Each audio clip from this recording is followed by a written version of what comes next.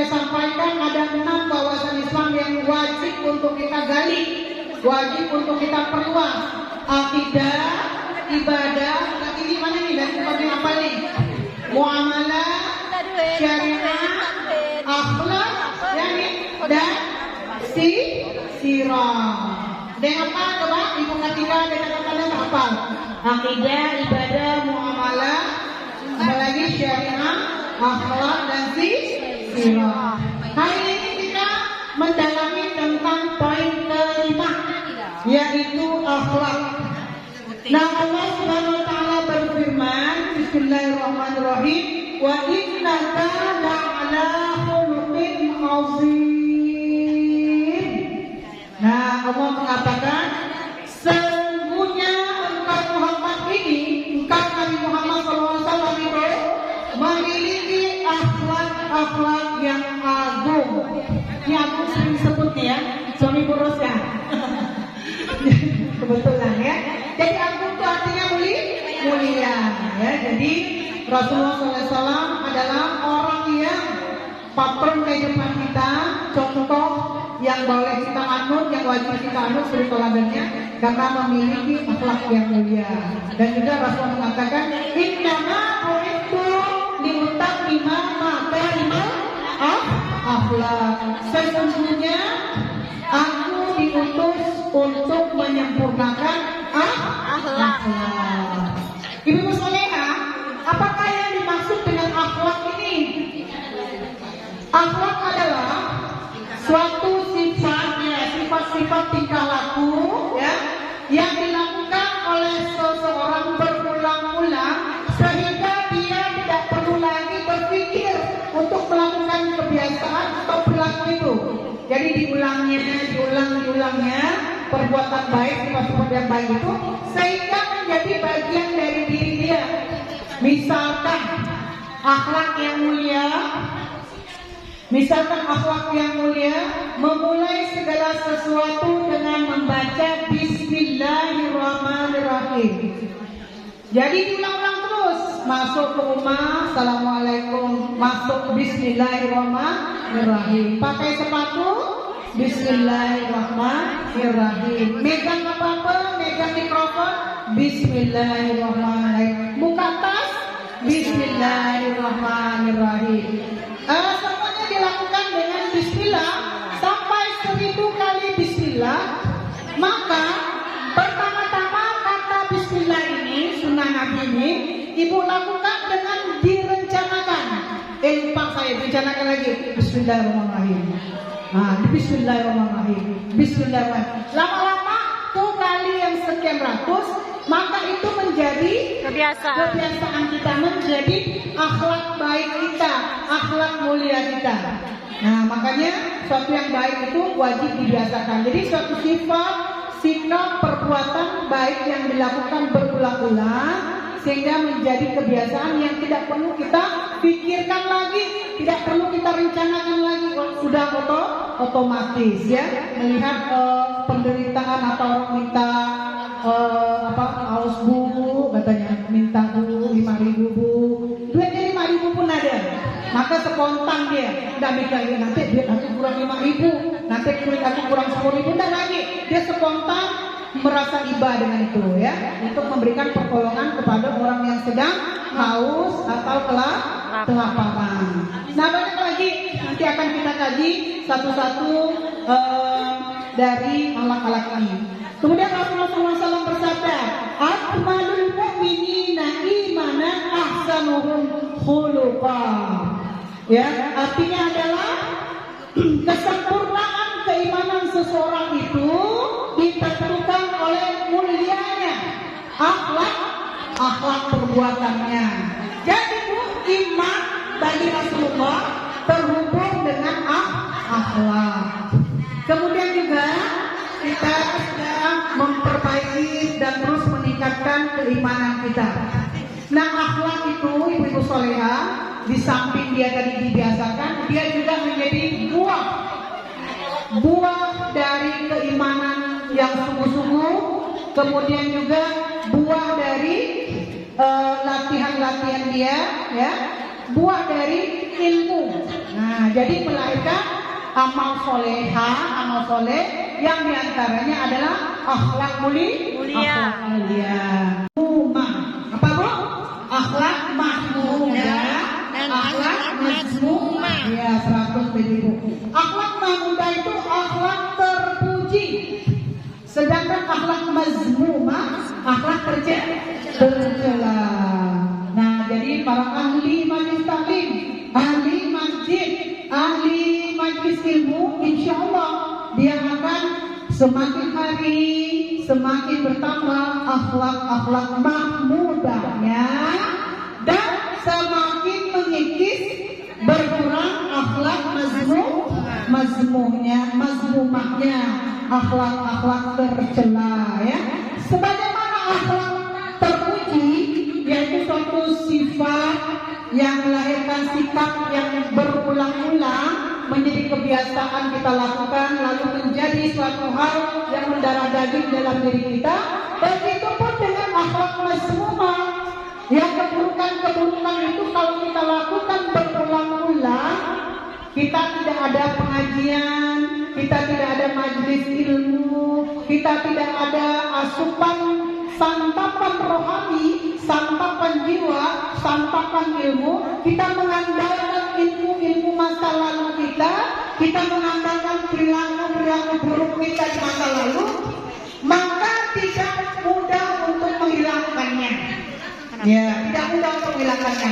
Jadi ibu-ibu soleha, ya, bersyukurlah ibu-ibu bergabung di majelis taklim akhawatul muslimah ini yang diketuai oleh Ibu Haja Romlah, ya, di mana setiap Jumat insya Allah selalu kita mendapatkan penyegaran rohani, penyegaran badani, penyegaran manawi. Banyak kita dapatkan. Contoh hari ini sakit pinggang ibu hilang dah.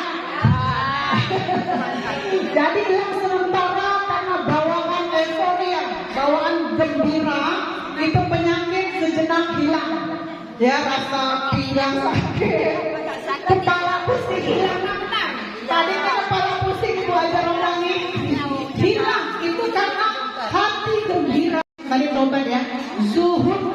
Nah, zuhud ini sikap hidup sederhana, ya, jiwa rendah hati. Dia boleh kaya, dia boleh berilmu, dia boleh menjabat, dia boleh sangat pintar, tapi hatinya penuh kerendahan kepada Allah SWT, menghormati sesama dan menampilkan sikap-sikap hidup sederhana serta tidak berlebihan, ya. Itulah yang disebut dengan zuhud. Akhlak mahmudah yang ketiga yaitu seorang mukmin, seorang muslimah yang baik, ia sangat takut kepada Allah, Bu. Saya tanya, ibu-ibu takut dengan Allah kan takut dengan hantu? Ya, karena nanti akhirnya kita juga akan mati sendiri dalam kubur, banyak hantu mengelilingi kita. Nah, ya, di kuburan itu banyak jin. Nah, maka kita takutnya dengan Allah, nanti Allah akan membela kita di mana-mana, di dunia, ketika ada masalah, ketika kita sedih, ketika kita ada rencana-rencana, maka Allah siap akan menjadi andalan kita, membantu kita, menyerahkan segala urusan kita, bertawakal kepadanya, ya. Jadi takutlah hanya kepada Allah Subhanahu wa taala, sedangkan takut kepada makhluk sedang-sedang saja, tidak usah terlalu berlebihan. Sama juga pun nanti cinta ya nanti. Yang keempatnya adalah mahabbah ilallah. Kalau kepada makhluk takut tadi itu, kalau perlu tak ada, cintanya harus ada. Tapi kalau mahabbah ini bukan Habibah ya, Ibu Habibah yang kita muliakan ini, terima kasih ya. Tapi mahabbah ilallah ini cinta kepada Allah di atas segala-galanya. Jadi cinta kepada suami boleh, cinta kepada anak wajib, cinta kepada kawan pengajian sangat bagus, cinta kepada kawan reunian alhamdulillah. Tapi kecintaan kepada Allah wajib di atas segalanya. Apa buktinya Bu? Kalau ibu cinta kepada Allah di atas segala-galanya. Ayo Bu, biar jangan tok.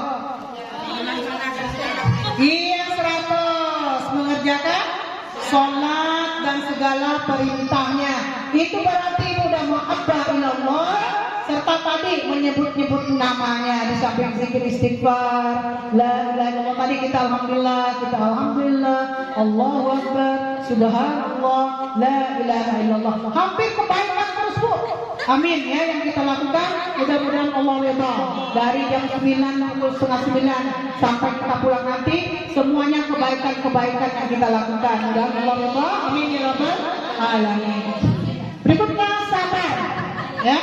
Sabar adalah suatu kondisi yang mampu mengendalikan ya dalam menghadapi berbagai masalah. Misalnya ibu menghadapi kesulitan, bersabar. Ibu ingin menuntut ilmu, bisa enggak langsung instan belajar sebentar? Ini bisa bagus tadi bergendang, berapa lama ada latihannya?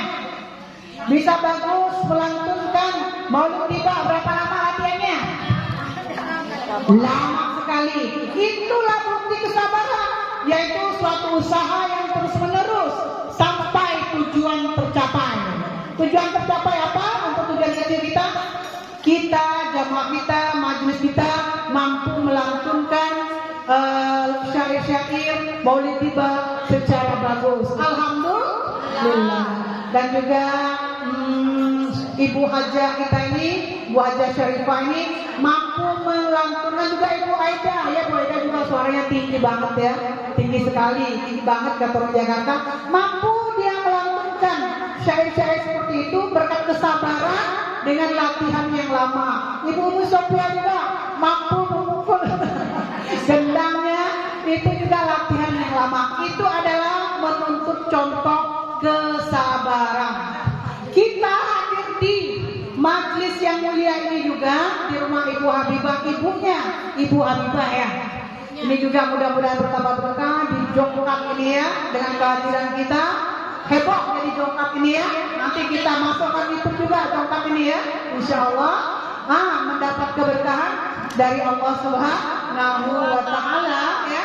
Kita di sini dari pagi hingga asar, ini juga kesabaran yang luar biasa. Nah itulah contoh-contoh kesabaran untuk misalnya ibu-ibu membangun rumah, untuk mendapatkan ilmu, untuk belajar ngaji.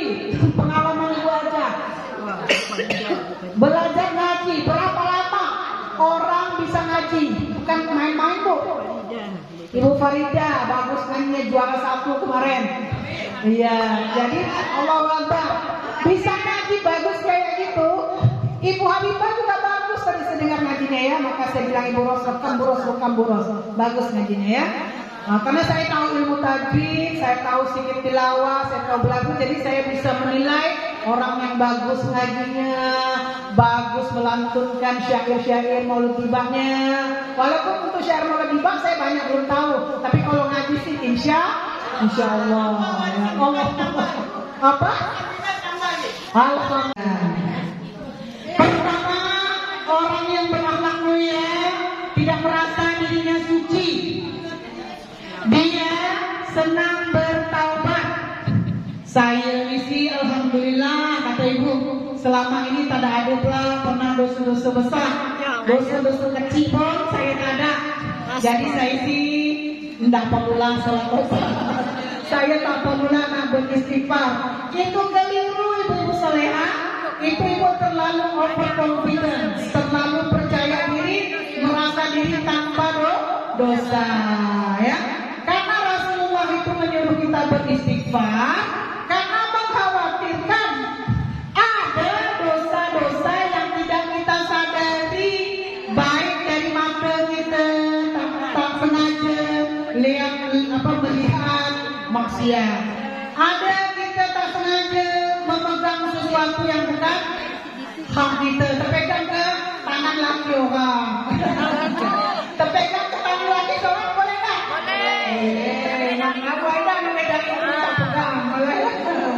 Kemudian ada kaki melangkah ke tempat yang tidak baik ya.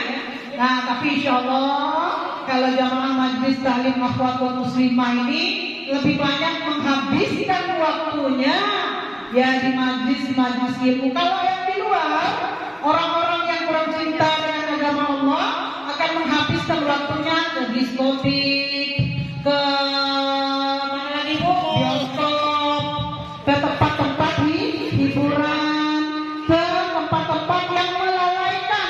Tapi kalau yang sini ini, alhamdulillah menghabiskan waktunya berapa jam tadi Bu? 9, 10, 11, 12, 1, 2, 5 jam setengah ya dihabiskan.